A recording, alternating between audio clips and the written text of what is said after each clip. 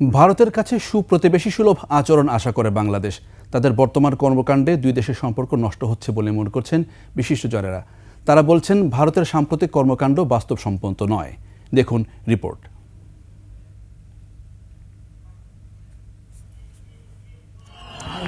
সম্প্রতি বাংলাদেশের সহকারী হাইকমিশনে হামলা, জাতীয় পতাকার অবমাননা এবং বাংলাদেশিদের জন্য চিকিৎসা সেবা বন্ধ করা সহ ভারতের কর্মকাণ্ড বিতর্কের জন্ম দিয়েছে পুরো বিশ্বে। যদিও এসব উস্কানিতে পা দেয়নি বাংলাদেশ।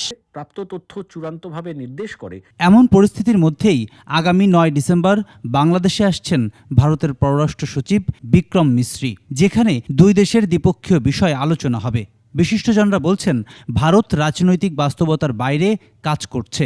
এ বিষয়ে বাংলাদেশের পক্ষে স্পষ্ট বার্তা দিতে হবে। তাদেরকে বুঝিয়ে দেওয়া যে আপনারা যে কাজটা করছেন এই কাজটা আসলে বাস্তব ভিত্তিক নয়।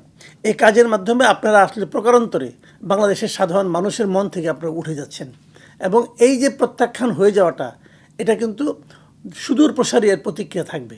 আমরা সুপ্রতিবেশী সুলভ আচরণ চাই আপনাদের কাছ থেকে, উস্কানিমূলক আচরণ নয়। উস্কানি নয়, যদি আপনারা আমাদেরকে ভালোবাসেন, ভালো ব্যবহার করেন, আমরাও আপনাদের সঙ্গে ভালো বেশি আসছি।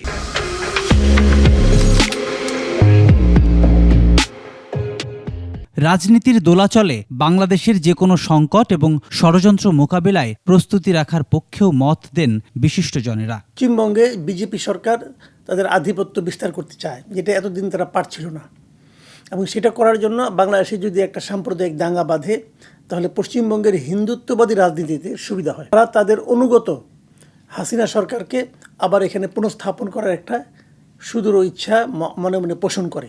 বাংলাদেশ শান্তিপ্রিয় দেশ, শান্তিপ্রিয় মানুষ কখনো নিজে আক্রমণ করে না আগে, কিন্তু আক্রমণের সম্মুখীন হলে তখন নিজের পার্সোনাল ওয়েপনটা কিন্তু বের করে সে আক্রমণকারীকে মারা জায়েজ আছে। অর্থাৎ বন্ধুপ্রতিম দেশ হিসেবে ভারত যে পরিস্থিতির সৃষ্টি করছে তা কাম্য নয় বলে মনে করেন বিশিষ্টজনেরা। দেশের বিরুদ্ধে চক্রান্ত করে তাদের আড্ডাখানায় পরিণত হতে পারে না আমাদের প্রতিবেশী দেশের হাইকমিশন। প্রণব চক্রবর্তী, ২১শে টেলিভিশন, ঢাকা।